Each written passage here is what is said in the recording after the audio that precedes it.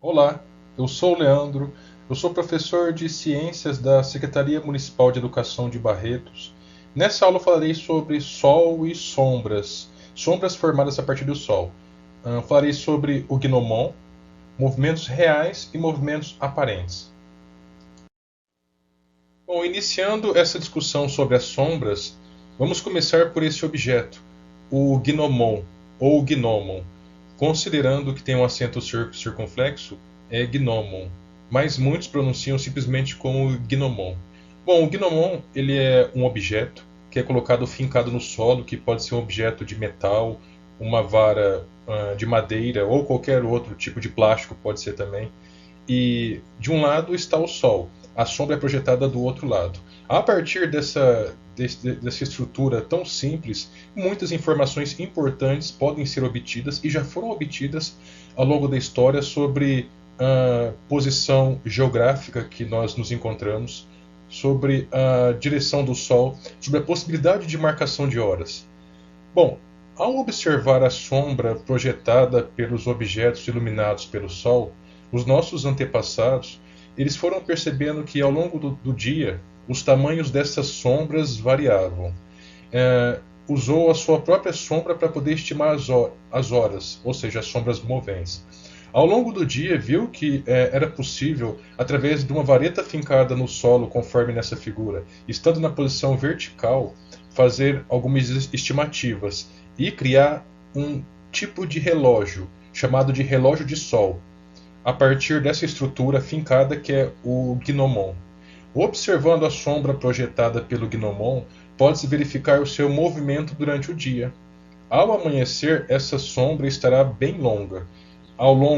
Por volta do meio-dia, quando o sol estiver a pino, o seu tamanho será mínimo. E se estiver exatamente sobre, na parte de cima do gnomon, essa sombra não aparecerá. Ao entardecer, a sombra volta a alongar-se novamente, ficando bem comprida. Bom, com esse instrumento é possível indicar a linha mediana local e, consequentemente, encontrar os pontos cardeais. Seria uma outra aplicação do gnomon.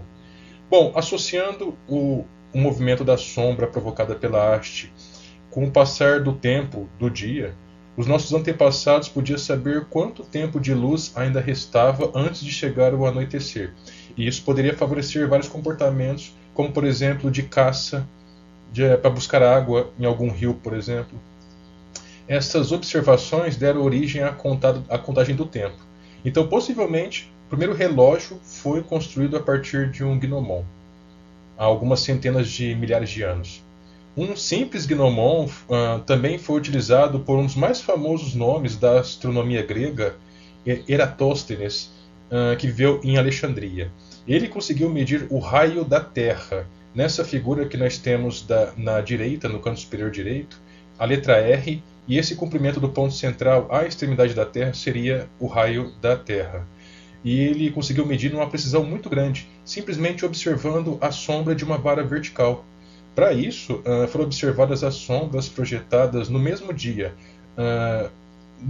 do ano, né, no dia 21 de junho, em dois lugares distintos. Em Alexandria, que é o local que ele vivia, que ficava na costa do Mediterrâneo, e na cidade de Siena, que ficava a 800 quilômetros de distância, mais ou menos ao sul, seguindo o curso do rio Nilo. Bom, com o uso do Gnomon, você pode obter uma série de informações importantes para o estudo da astronomia, como eu já citei anteriormente. Uma delas é obter o meridiano, tendo como referência o ponto em que você se encontra. E esse meridiano é a linha norte-sul geográfica. Bom, nessa figura nós temos dois relógios solares, sendo que essa estrutura central em formato triangular metálico é o gnomon. Então, o conjunto gnomon, mais nessa figura da esquerda, por exemplo, essa demarcação, essas setas que indicam o tempo, esse conjunto seria o relógio solar. Então, relembrando quais que são as informações que podem ser obtidas a partir do relógio solar com o gnomon. Bom, informações do tipo, quando a sombra é maior ao longo do dia? Bom, a sombra é maior no nascer do dia e no pôr do sol. E quando a sombra fica menor? Próxima ao meio-dia. Ao meio-dia existe sombra? Depende. Se o Sol estiver exatamente a pino, ou seja, sobre a haste do gnomon, não haverá sombra. Em que direção a sombra aponta ao longo do dia? Norte, sul, leste, oeste. E como isso varia ao longo do ano? Bom, então o gnomon ele não tem a precisão como os relógios modernos. Ele poderia marcar numa escala de horas, minutos e segundos, não tem uma marcação precisa. E uma outra limitação dele é que dias que não estão ensolarados, dias nublados, de chuva ou à noite, é impossível a marcação das horas. No entanto, nos nossos antepassados, algumas centenas de milhares de anos, não necessitava ter uma marcação tão precisa do tempo como a nossa sociedade atual exige. Bom, agora uma aplicação prática de um gnomon. A gente pode observar nessa sonda, a sonda espacial Curiosity. Essa sonda ela se encontra em Marte desde 2012. E nessa sonda tem um dispositivo chamado Mars Dial. Esse dispositivo ele consiste num gnomon que pode obter várias informações a partir da posição geográfica sobre a navegação desse dispositivo, qual a direção que ele está indo. É uma orientação mais precisa com base no dispositivo muito simples que apresenta a utilização há algumas centenas de milhares de anos pelos seres humanos. Bom, agora eu vou introduzir um conceito muito importante, tanto em astronomia quanto em física, os conceitos de movimentos reais e aparentes. Esse movimento, essa ideia de movimento aparente, é a visão que nós temos com relação ao movimento dos corpos. Vamos citar um seguinte exemplo.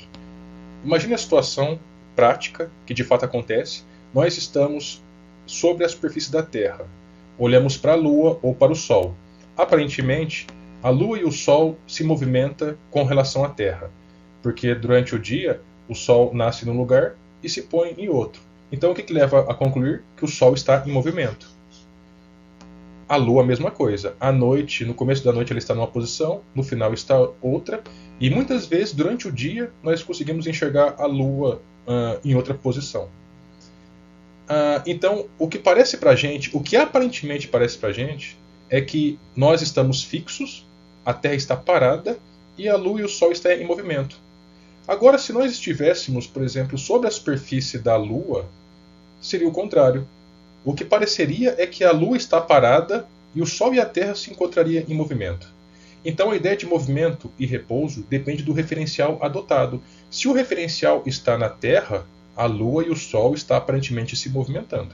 Se o referencial se encontra na Lua, a Terra e o Sol aparentemente se encontram em movimento. Então dizemos que um corpo ele se movimenta quando, à medida do tempo que o tempo passa, sua posição varia, muda em relação a um referencial. Caso contrário, nós podemos afirmar que o corpo se encontra em repouso. Durante muitos séculos, o referencial adotado para analisar o movimento do Sol e dos planetas, da Lua e dos demais corpos celestes foi a Terra, considerando imóvel e no centro do universo. Bom, nós sabemos que não é assim. Por isso, era difícil perceber e aceitar os movimentos da Terra como são explicados atualmente, pois observando a abóboda terrestre. Para quem não sabe, a abóboda é essa figura que estamos vendo desse slide. A abóboda seria essa semisfera, essa esfera partida ao meio, que aparentemente é a forma que enxergamos o céu. Nossos antepassados achavam que eram a Lua, os planetas e o Sol, e ao mesmo tempo as estrelas que giravam em torno da Terra. E esse era um dos fortes motivos que justificava o modelo geocêntrico, que eu vou explicar ao longo dessa aula ainda, que prevaleceu por tanto tempo, e destacando que esses movimentos aparentes não são observados atualmente. Porém, muitas outras linhas de evidência mostram a razão deles serem aparentes.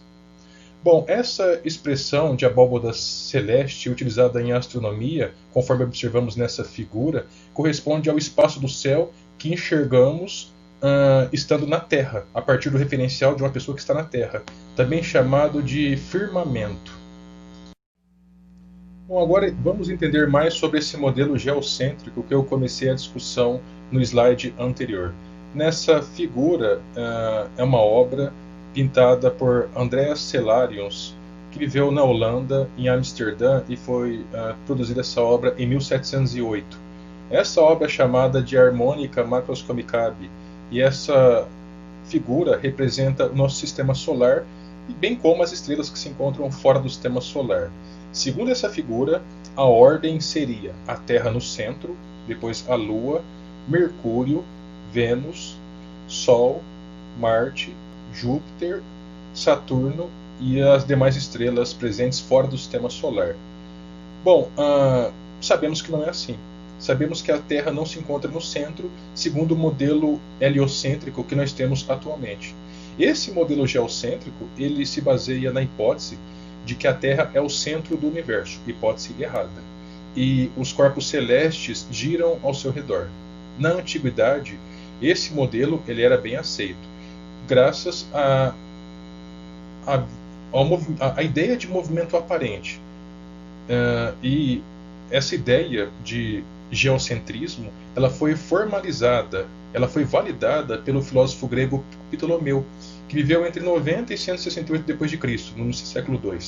Bom, esse modelo errado, geocêntrico, ele perdurou até 1543, quando um astrônomo polonês, Nicolau Copérnico, que viveu entre 1473 e 1543, ele apresentou o modelo heliocêntrico.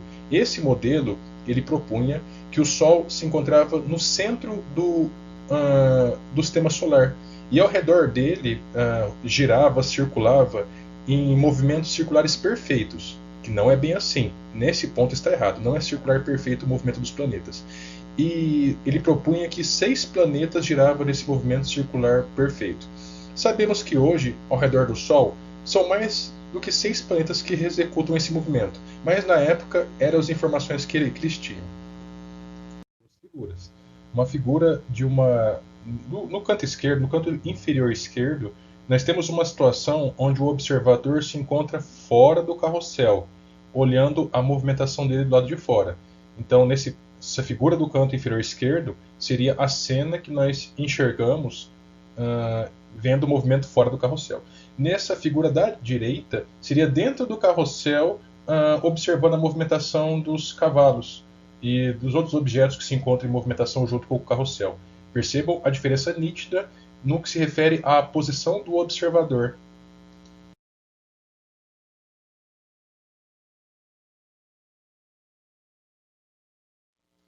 Nessa outra figura, seria um observador estando dentro de um metrô. Sentado dentro de um metrô, a paisagem externa estaria em movimento constante. Se fosse fora do metrô, seria a paisagem parada e o metrô em movimento. Então, o conceito de movimento depende da ideia de referencial. Aonde se encontra o referencial? Onde se encontra, a partir de qual ponto o observador está enxergando a cena, a realidade. Então, movimento e repouso depende do local onde se encontra posicionado o referencial. Bom, esse era o conteúdo que eu queria ter passado, transmitido. Espero que tenham gostado e bons estudos a todos.